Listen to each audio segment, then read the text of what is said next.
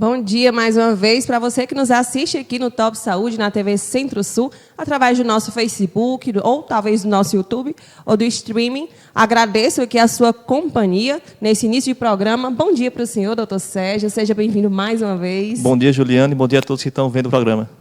Gente, um assunto bem delicado, digamos assim, né, doutor Sérgio? Uma coisa que talvez muitas pessoas nem saibam que pode acontecer, que é a depressão na infância. Doutor Sérgio, o que de fato é depressão?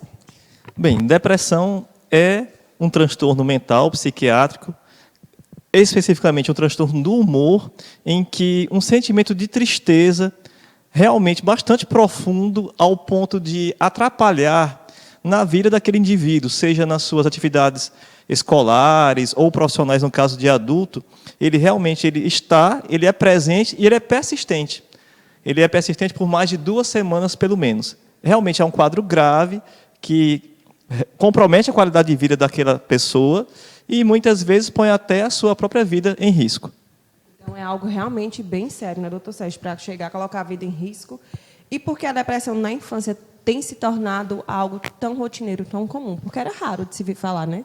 Sim, na verdade, a depressão na infância tem crescido porque os transtornos mentais acometendo adultos também têm crescido de maneira considerável. Por exemplo, no país, a gente tem 20 milhões de ansiosos, mais de 10 milhões de depressivos, e imaginem as crianças que são educadas e criadas num contexto familiar de pessoas com depressão e ansiedade.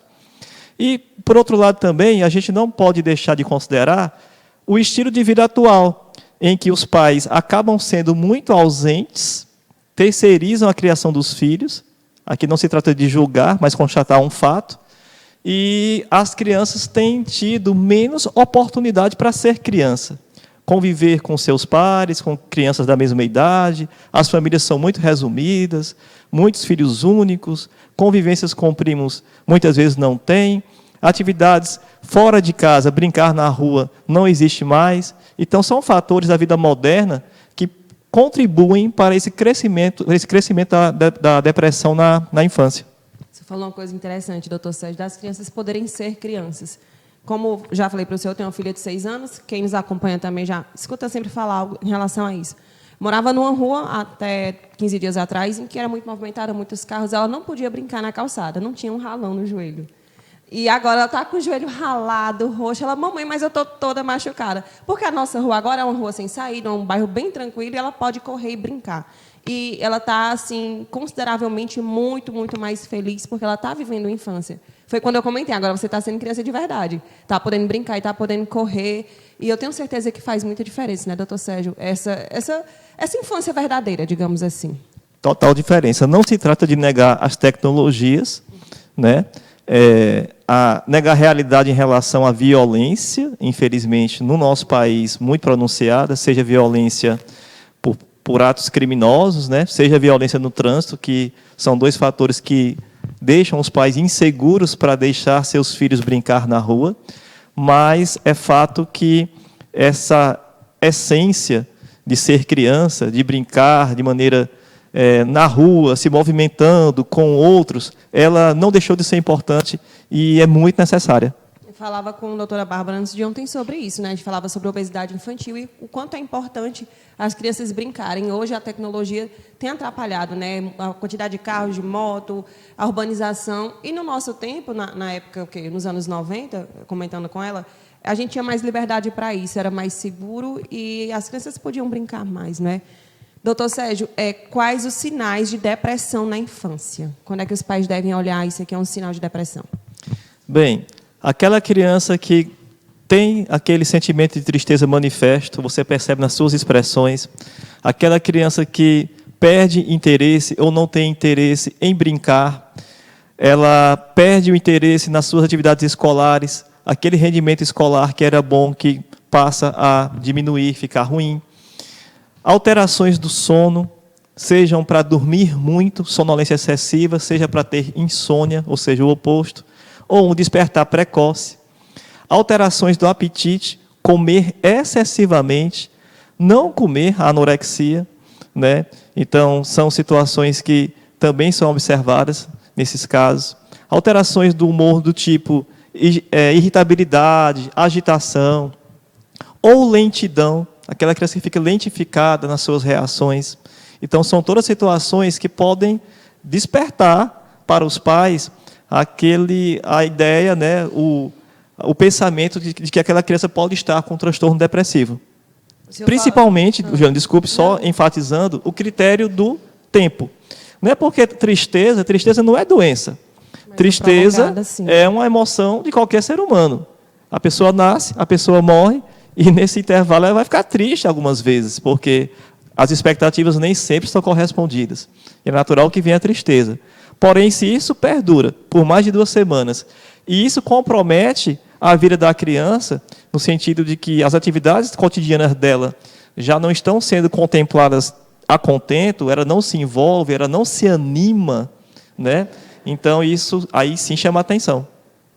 Doutor Sérgio, o senhor falou sobre, às vezes, as crianças não poderem brincar, até, digamos, a negligência dos pais de não estar ali presente e tudo mais, podem ser um dos fatores. Mas existem outros fatores que pode gerar a depressão na criança? Existem, né? A depressão ela é multifatorial, como quase todas as doenças, os problemas de saúde.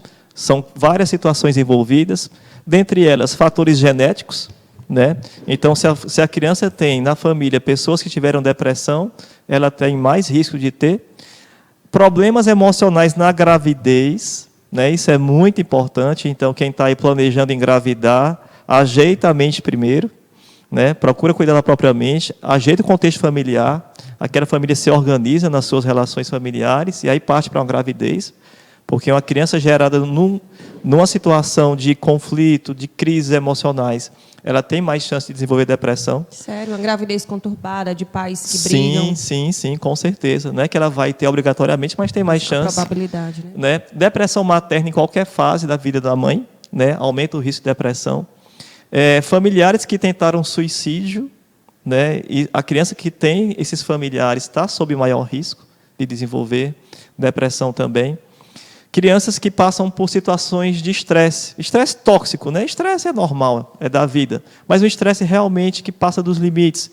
Criança que passa por agressões, é vítima de agressões verbais. Às vezes as pessoas não agridem mais fisicamente seus filhos, não batem mais, não dão mais palmada, mas fazem agressão verbal, também tem, né? Que tem seus impactos também. Agressões morais, vítimas de abuso sexual. Bullying também, doutor Sérgio? Bullying também, bullying, cyberbullying, né? Bullying através da internet. Bullying na escola. A gente vê muito, né, se comentar aqui no ambiente da rede social, principalmente, a questão de há pessoas que tendem a desvalorizar, a não dar importância devida à questão do bullying. Aqui no nosso tempo não era assim, a gente resolvia, aí leva para brincadeira, era retrucando, brincando também, ou ia para porrada, né? Tá, tudo bem. O ser humano precisa aprender a se defender, é verdade. Mas, por outro lado, não se deve negar os impactos negativos do bullying na saúde emocional de quem recebe, né? E muitas vezes também quem está praticando o bullying não está bem no seu aspecto emocional. Então, eu acho que a gente deve encarar com seriedade essa questão do bullying, né? Outra coisa que também pode favorecer a criança a desenvolver depressão é aquela criança que tem uma agenda mais lotada do que um executivo de empresa. Ela tem colégio pela manhã, aí tem reforço, aí tem inglês, aí tem uma dança, aí tem uma luta, e uma série de atividades, aí tem, né, tem Kumon, aqui fazendo o marketing aqui, né, de graça aqui para o Kumon. Então, uma série de atividades que deixam realmente a criança exausta, exaurida, né, sem tempo para ficar na ociosidade, que também é importante em alguns momentos, né, ou para brincar com seus irmãos ou com outras crianças, entendeu? Então, são situações que favorecem, dentre várias, a criança desenvolver, né, um quadro de depressão. Doutor Sérgio, o senhor falou aí dessas atividades extras. Tem crianças também que passam o dia todo na escola, né? Tem pais que preferem, de fato, melhor do que estar em casa, no celular, mas ela está lá na escola também, digamos que na ativa. E acredito que faz um pouquinho de falta. Não sei, pelo menos eu, quando eu estou assim, o dia todo trabalhando, tem horas que eu quero só sentar e não fazer nada. Pelo menos olhar para o tempo. Isso também pode prejudicar essa criança que está sempre na ativa, não tem tempo, digamos, de ser criança, de brincar, de de pegar seus brinquedos, também pode influenciar? Fazendo um comparativo, Juliane, entre essas situações, de um lado, uma criança que fica em casa o dia inteiro, praticamente, entretida com as telas, né? Celular, videogame, TV, qualquer tela que seja. E, do outro lado, uma criança que ficou o dia todo na escola, talvez na escola, ou certamente na escola, a palavra melhor é essa, como tem profissionais preparados, né, com formação adequada e experiência prática, para entender como a criança funciona e como ela se desenvolve, quais são as suas necessidades, seja melhor realmente para a criança ficar na escola. Está sendo bem estimulada, né? não é? Se ela não tem um adulto em casa de referência para ficar cuidando, né? Então, na escola é melhor, porque até esses momentos de brincar de maneira descomprometida, né? Acredito que a escola que fique com a criança em período integral, ela deva reservar esses momentos, sim, para deixar a criança mais livre, mais tranquila, sem muitas cobranças. Então, entre as duas opções, acredito que ficar na escola em período integral seja melhor. Pegando o gancho das telas, também tem alguma relação de depressão na infância com as telas? Com certeza, faltou mencionar essa realidade, né, dos dias atuais. Excesso de telas favorece, sim, né, a instalação de problemas emocionais como depressão e ansiedade, sem dúvida nenhuma.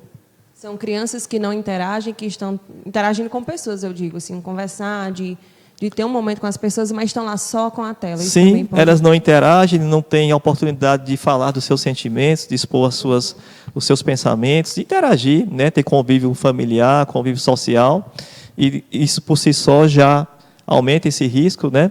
E também a gente deve destacar a questão dos conteúdos que a criança está vendo, né? Está vendo, está consumindo, aí seja telas, seja através de vídeo, áudio, texto, conteúdos que não são adequados para a criança, por violência, ou por conteúdos de teor sexual, né? A exposição a esse tipo de conteúdo também favorece o desenvolvimento de depressão.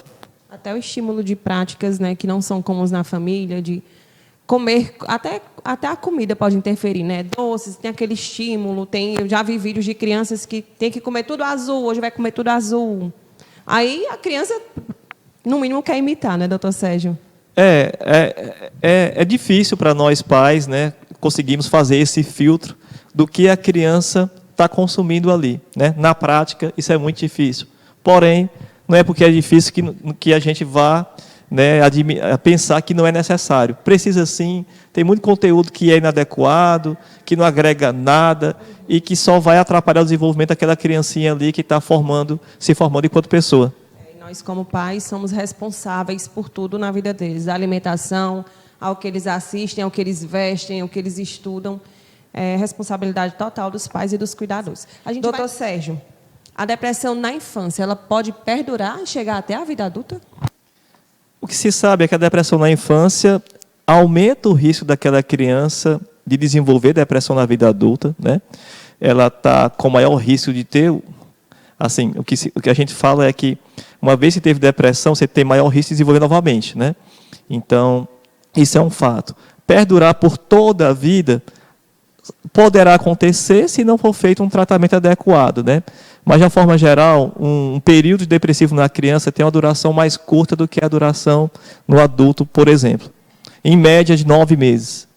O senhor falou sobre algumas características que os pais precisam ficar em alerta sobre os sinais de depressão. Numa consulta de rotina ao pediatra, é possível identificar, conversando com os pais, ou vendo até alguns sinais da postura da criança? Sim, é possível, né? Principalmente quando a gente pesquisa os sintomas e sinais que a gente conversou no bloco anterior, quando eles estão presentes, né? E isso está presente por mais de 15 dias, 2 semanas, esse diagnóstico ele pode ser, né? Essa hipótese diagnóstica pode ser levantada. E a gente encaminhar para o tratamento, né, já com o psicólogo, algumas vezes começar a medicação. Porém, o ideal é que a medicação, quando necessária, que não é em todos os casos, ela seja prescrita por alguém que tem experiência com esse tipo de medicamento, né? Geralmente o psiquiatra ou o neuropediatra.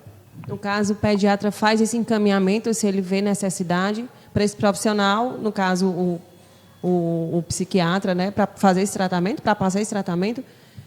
Doutor Sérgio, O tratamento ele é o mesmo para todas as crianças, será? Ou depende da criança? O que vai ter de igual para todas as crianças é a questão da psicoterapia. A criança e a família são encaminhadas para a psicoterapia para que os pais sejam treinados e desenvolvam os recursos necessários para aquela criança ficar bem. O estilo de vida da família tem que mudar, o ambiente tem que ser harmonioso, tem que ter os reforços positivos quando a criança, né, tiver atitudes, né, que merecem esse tipo de reforço. Há de se ter brincadeiras, a abordagem tem que ser lúdica, né? Assim sendo, ela vai ter mais capacidade de sair desse quadro de depressão. Meditação também é uma coisa que ajuda, e técnicas de atenção plena, né? O mindfulness, desculpem a pronúncia, também na infância tem valor para quadros depressivos. Depressão com medicamento vai ser necessário medicamento só naqueles casos considerados moderados a graves. Então, vai depender do grau do quadro da criança. Se for um quadro leve, só as outras medidas que eu falei, que não são medicamentosas. Se for um quadro moderado a grave, vai ter a psicoterapia, mas também remédio, medicamento. Quão importante é a participação da família, tanto para inclusão, para ajudar, quanto para atrapalhar nesse tratamento da depressão? Total. É só a gente lembrar que a criança é um ser que não responde por si própria, né? Então, cabe demais à família o envolvimento, o comprometimento genuínos para que a criança não desenvolva, mas, se uma vez tenha desenvolvido, para que ela possa sair desse quadro. É altamente improvável que uma criança em quadro depressivo melhore desse quadro se a família realmente não se comprometer a fazer o que deve ser feito. Porque, no caso do tratamento da depressão de um adulto, a família também tem total, digamos, uma coparticipação para ajudar nesse tratamento. Um adulto que tem entendimento, né? Uma criança é algo ainda mais profundo, pode se considerar assim? Com certeza, muito mais profundo, né? Porque como é que você vai sair de uma situação em que você está, inclusive, sem disposição, sem ânimo, sem energia, até para as atividades mais simples do dia a dia, né? E para sair de um quadro depressivo, se você não tem apoio, não tem companheirismo, não tem presença, não tem alguém para lhe escutar, para estar do seu lado, né? Como é que você vai sair de um quadro desse? Não sai, né? Então, assim, quem tiver com a sua criança em casa agora, que possa imaginar que ela possa estar com depressão, procure o psiquiatra infantil, procure o psicólogo, procure o pediatra, um dos três inicialmente, e fiquem sabendo que vocês vão ter que arregaçar as mangas e fazer acontecer muitas mudanças na vida da família. Porque se não for assim, não tem resultado. A mudança no contexto geral, né? Da rotina e de tudo mais. Com certeza. Em aspectos bem práticos, mais tempo com a criança e um tempo de qualidade. Um tempo para escutar, para se envolver, para brincar, né? Um tempo livre de verdade e, de preferência, né, a gente até mencionou aqui já, mas um reforço, com vida ao ar livre, né? A vida ao ar livre é terapêutica. Com certeza. Gente, esse assunto é bem prolongado, dá para dar uma aprofundada, e a gente vai ter que continuar ele na próxima quinta, então não perca. Próxima quinta-feira vamos continuar falando sobre depressão na infância. Agradeço ao doutor Sérgio pela participação mais uma vez. Obrigada pelas informações e até a próxima quinta, né, com esse conteúdo. Até, Juliane, muito obrigado. Fiquei aqui olhando para o relógio, né, Juliane? Mas quero agradecer novamente a você, ao pessoal aqui da TV, pela oportunidade de vir aqui falar sobre saúde infantil. E todo mundo que assiste, seja aqui ao vivo ou depois, quando fica gravado. Obrigado a todos. Isso. Vamos colocar o arroba bem ligeirinho de doutor Sérgio aqui, Juninho. Isso, arroba DR Sérgio Pediatra. Se você tem dúvida, quer marcar consulta, quer conversar com o doutor Sérgio, pode mandar mensagem, lá tem um contato, né, doutor Sérgio? Segue também o Instagram do doutor Sérgio e próxima quinta ele está aqui continuando com essa temática.